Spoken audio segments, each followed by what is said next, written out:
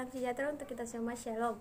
Terima kasih atas kesempatan yang diberikan kepada kami. Saya perwakilan dari kelompok 4 akan mempresentasikan hasil diskusi kami dengan materi bagaimana harmoni kewajiban dan hak negara dan warga negara dalam demokrasi yang bersumber pada kedaulatan rakyat dan musyawarah untuk mufakat.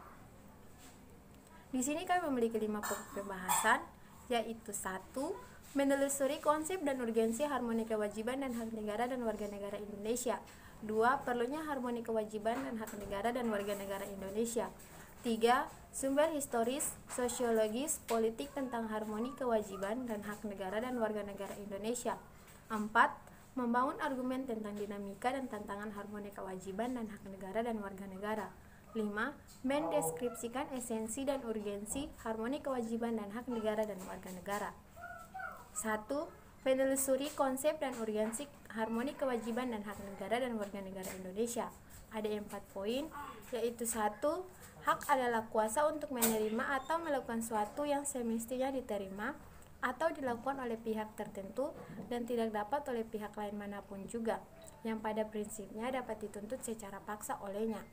2. Wajib adalah beban untuk memberikan sesuatu yang semestinya dibiarkan atau diberikan oleh pihak tertentu, tidak dapat oleh pihak lain manapun yang pada prinsipnya dapat dituntut secara paksa oleh yang berkepentingan. 3. Hak dan kewajiban merupakan sesuatu yang tidak dapat dipisahkan. Menurut teori korelasi yang dianut oleh pengikut utilitarianisme, ada hubungan timbal balik antara hak dan kewajiban. Menurut mereka, setiap kewajiban seseorang berkaitan dengan hak orang lain, dan begitu pula sebaliknya. 4. Hak dan kewajiban warga negara dalam kehidupan kenegaraan maupun hak dan kewajiban seseorang dalam kehidupan pribadinya secara historis tidak pernah dirumuskan secara sempurna, karena organisasi negara tidak bersifat statis. 2. Perlunya harmoni kewajiban dan hak negara dan warga negara Indonesia. 1. Hak dan kewajiban merupakan sesuatu yang tidak dapat dipisahkan. Akan tetapi terjadi pertentangan karena hak dan kewajiban tidak seimbang. Bahwa setiap warga negara memiliki hak dan kewajiban untuk mendapatkan penghidupan yang layak. Tetapi pada kenyataannya banyak warga negara yang belum merasakan kesejahteraan dalam menjalani kehidupannya. 2. Untuk mencapai keseimbangan antara hak dan kewajiban dengan cara mengetahui posisi diri kita sendiri. Sebagai seorang warga negara harus tahu hak dan kewajibannya. 3. Jika hak dan kewajiban seimbang dan terpenuhi, maka kehidupan masyarakat akan aman sejahtera. Diperlukannya harmoni kewajiban dan hak negara dan warga negara agar terciptanya kehidupan bernegara yang harmonis dan berkesinambungan antara kepentingan rakyat dalam pemenuhan hak dan kewajibannya oleh negara. 3. Sumber historis, sosiologis, politik tentang harmoni kewajiban dan warga negara Indonesia. 1. Sumber historis. Secara historis, perjuangan menegakkan hak asasi manusia terjadi di dunia barat. Adalah John Locke, seorang filsuf Inggris pada abad ke-17 yang pertama kali merumuskan adanya hak alamiah yang mendekat pada setiap diri manusia, yaitu hak atas hidup, hak kebebasan, dan hak milik. Coba Anda pelajari lebih jauh ihwal kontribusi John Locke terhadap perkembangan demokrasi dan hak asasi manusia. Perkembangan selanjutnya ditandai adanya 3 peristiwa penting di dunia barat, yaitu 1. Magna Carta 1215, Revolusi Amerika 1276, dan Revolusi Prancis 1789. 2. Sumber sosiologis. Akhir-akhir ini kita menyaksikan berbagai gejolak dalam masyarakat yang sangat memprihatinkan, yakni munculnya karakter buruk yang ditandai kondisi kehidupan sosial budaya kita yang berubah sedemikian drastis dan fantastis. Bangsa yang sebelumnya dikenal penyabar, ramah, sopan santun, dan pandai berbahasa basi, sekonyong-konyong menjadi pemarah, suka mencaci, pendendam, perang antar kampung dan suku dengan tingkat kekejaman yang sangat biadab. Bahkan yang lebih tragis, anak-anak kita yang masih duduk di bangku sekolah pun sudah dapat saling menyakiti. Situasi yang bergejolak serupa ini dapat dijelaskan secara sosiologis, karena ini memiliki kaitan dengan struktur sosial dan sistem budaya yang telah terbangun pada masa yang lalu.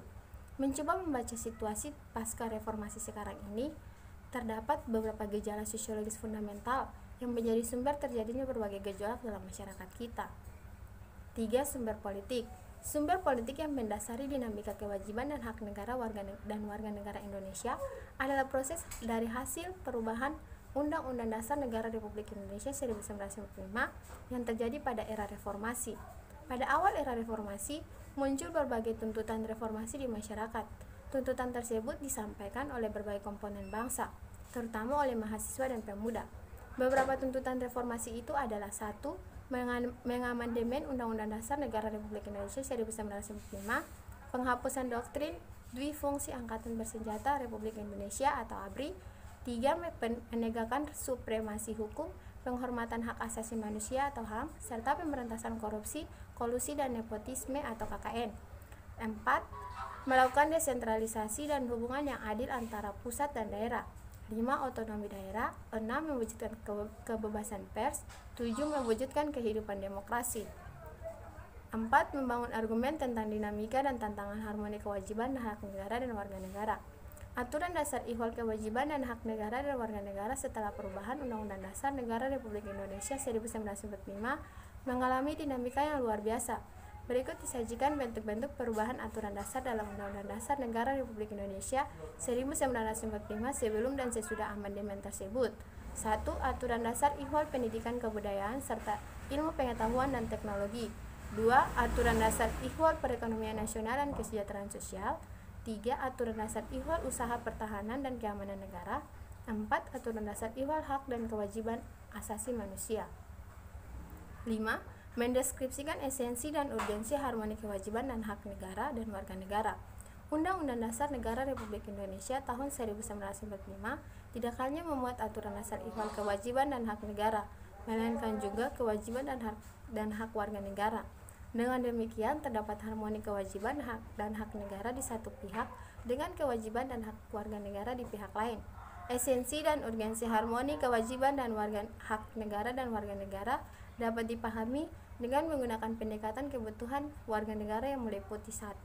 Agama, 2. Pendidikan dan kebudayaan, 3. Perekonomian nasional dan kesejahteraan rakyat, 4. Pertahanan dan keamanan. Mungkin itu saja presentasi dari kelompok kami. Kurang dan lebihnya kami mohon maaf. Sekian dan terima kasih.